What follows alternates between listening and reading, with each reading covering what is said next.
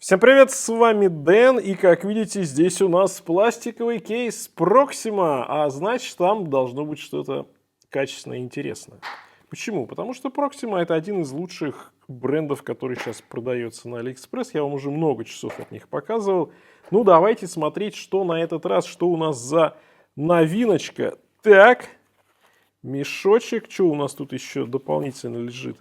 Инструмент для замены браслета, точнее укорачивания браслета, карточка гарантийная, ну и, собственно, здесь небольшая инструкция на английском, на китайском.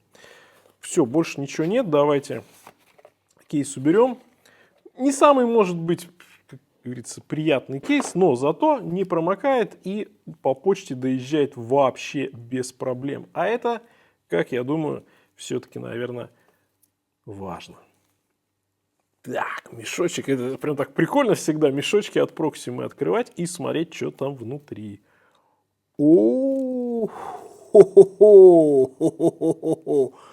красотища какая, надо пленочки снять, а потом продолжим.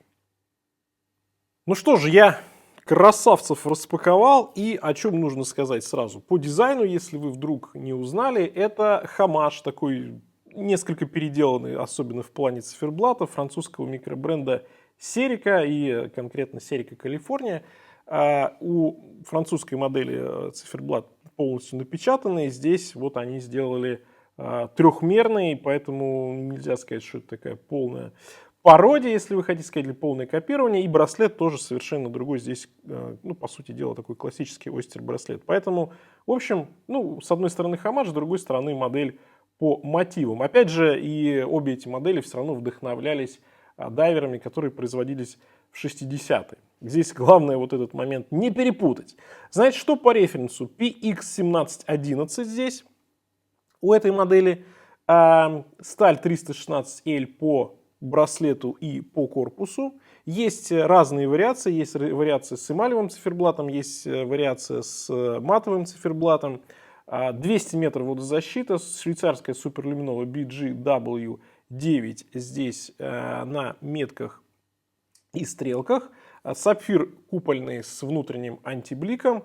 И у нас здесь также стоит керамический безель, тоже с люмом. И на AliExpress там довольно много разных вариаций по цвету циферблата, по типу циферблата, ну, в общем, на любой вкус. И, значит, по механизму есть на механизме PT5000, ну, по сути дела, клон яташки, да, на селиты, либо сразу брать на селите SW200. Здесь, опять же, как вам нравится, понятно, что на селите будет сильно дороже. И цена, если говорить про PT5000, как раз в моей версии здесь PT5000, ну, это, собственно, один из лучших сейчас азиатских калибров, клон, как я уже сказал, и он идет, как бы, обычно у китайцев, особенно на AliExpress, в серединке, да, то есть самый дорогой это Селита, дальше идет PT5000, и базовые обычно идут либо базовый Miyota, либо базовый Seiko NH35. Вот. В общем, выбирайте, что нравится. Что касается сервиса, то сразу скажу, с этим механизмом будет чуточку больше проблем, если заниматься сервисом в небольших городах. В крупных городах проблем, конечно же, не будет, потому что там часть деталей даже взаимозаменяемы. Но здесь лучше пусть мастера под роликом прокомментируют. В целом, механизм точный, механизм достаточно надежный, уже много лет достаточно он ставится в китайские микробренды, поэтому, в общем, он уже такой наработанный. И цена без всяких скидок, без купонов на AliExpress, по крайней мере, на момент записи ролика, где-то примерно 22 тысячи рублей. Ну, опять же, с учетом того, какой курс на момент выхода ролика, а он достаточно высокий. Давайте сразу мы тут про характеристики говорим, про механизмы говорим, а про размеры мы не говорим, а это немаловажно. И здесь по безелю 39, ну, с небольшим, чуть-чуть тоньше корпус, чем безель. Давайте попробую приложить где-то вот тут. Хотя, что-то, может быть... Ну, наверное, мне просто четко не получается. Но, в общем, хотя нет. Одинаковая толщина. Ладно. По высоте. С учетом того, что здесь чуть выпуклое стекло 12, браслет 20 и от ушка до ушка 45,3. Небольшие часы и размер вот максимально по нынешним меркам универсальный. Мое запястье 18,5. Ну, собственно, видите, здесь, я думаю, они сядут на любое практически запястье. Разве что на самое крупное, может быть, будут маловаты. Но с учетом того, что они достаточно тонкие и корпус такой вот, еще Кристофер Вард делает похожие корпуса, когда центральная часть узкая, да, вот такая под винтажик, толстенький рант и небольшая выпуклая задняя крышка. Выглядит прикольно, выглядит очень здорово, и мне нравится вот это вот сатинирование полоска по корпусу, плюс зеркальная полировка с нижней части, с верхней части на грани ушек тоже зеркальная полировка, все переливается, сверху ушек уже сатинирование идет, и это добавляет такой, вы знаете, и трехмерности, и дороговизны, потому что вот сочетание разной полировки, ну, сразу делают корпус классным. А, как мы знаем, китайцы давным-давно уже, ну, как несколько лет назад научились делать супер крутые корпуса, которые сейчас просто в своем ценовом сегменте всех разрывают, да и не только в своем ценовом сегменте. Значит, у нас 200 метров водозащита и заводная головка здесь завинчивается, чуть-чуть подзаведем и заодно стрелочки передвинем, чтобы больше было видно циферблат. Получается, здесь нет даты. Это здорово, ничего так не отвлекает. При этом надписи здесь тоже минимум, нет никакого логотипа от Proxima, даже вообще никакого. И так это намекает уже больше, знаете, в стилистику даже где-то полевых, может быть, часов. Ну, здесь, понятно, дайверская модель, но тем не менее, да, минимум какой-то информации. Только написано автоматика и написано 200 метров водозащиты. И при этом, знаете, вот это сочетание белого, черного, причем сразу в нескольких местах. У нас получается внешний ободок керамический, дальше идет вот эта часть стальная, да, как бы безель из двух частей состоит.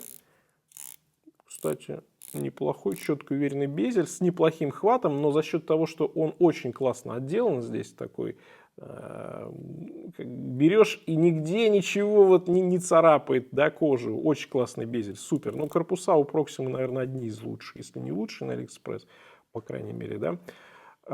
Классный безель, но вот оперировать им может быть не самое удобное, потому что, опять же, здесь слишком гладко все, во-первых, да, во-вторых, он достаточно жесткий такой, крепкий. Но, знаете, зато ничего не разболтано, тоже неплохо.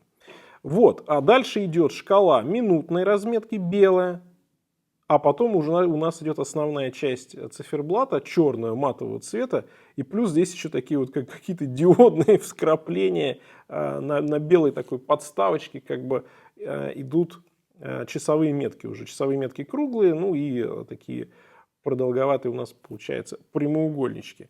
И белые, опять же, матовые стрелки, люминофор здесь есть, но вот издалека как будто бы просто белые стрелки. Читаемость супер, и винтаж тоже, опять же, все это передается, но понятно, что по современным уже стандартам качества сделанный корпус и браслет. Ну, к браслету чуть позже перейдем. Поэтому здесь, если нравится подобный дизайн, то в плане отделки вопросов никаких нет. Конечно, посмотрим макро, но вот издалека, да, там сколько, 15-20 сантиметров на них смотрю, и сделано супер. Логотипчик есть вот такой, как логотипчик, украшение есть на заводной головке. Ну и корпус, конечно, не могу не нарадоваться, очень здорово сделано здесь, конечно, по корпусу. И он такой, знаете, гладкий, да, нигде ничего не царапается. Побрить руку не получится, потому что вот такого плана корпус, ну, что можно сказать, зализанный, да. Браслет типа Ойстер, полностью он сатинированный на винтах и снизу не острый. Нет, нормальный обычный браслет. Очень приятная геометрия. Но, знаете, вот что Proxima, там, что тот же Сан Мартин, когда показываешь, рассказываешь, в принципе, везде вот по качеству уже на высочайшем уровне. Просто вот в этом плане здесь придраться не к чему. И эта модель тоже в этом плане идеальна. А застежка у нас, вот здесь только вот здесь Proxima указано, Arunin, да, Anunin, не знаю, как правильно. И есть некоторые возможности браслет поднастроить под себя. Одно, даже два коротких звена здесь есть. Поэтому в этом плане браслет получится настроить на любое запястье. Ну и про запас, что у нас имеется. Да, собственно, 4, даже 5 сантиметров. Так что на 22-то точно эти часы сядут. А выше, чем 22, они все-таки будут несколько маловаты. Что по весу на полном браслете? 140 грамм, да, не такие уж и тяжелые. Ну и заодно давайте проверим у нас сапфирчик. Прибор я перезаказал, старый у меня благополучно сломался, так что теперь снова могу измерять. Сапфир здесь имеется. Да, есть вот эти приятные искажения, когда мы смотрим на купольное стекло сапфировое. Керамическая вставка, дальше идет сталь, как я говорил, точка люма утопленная. И вот эти самые накладные интересные метки. Кстати, они с зеркальной обработкой, издалека это не видно. А вот стрелки полностью матовые.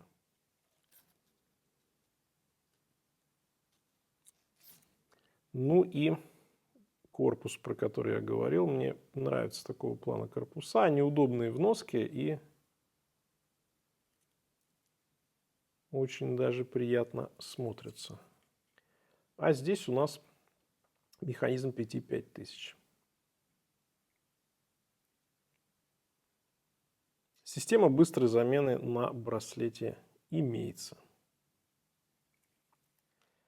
Ну, что скажу по итогам. В очередной раз Proxima выпустила модель, которая просто не может не понравиться, как мне кажется, если вам нравятся вот такие дайверы в историческом стиле.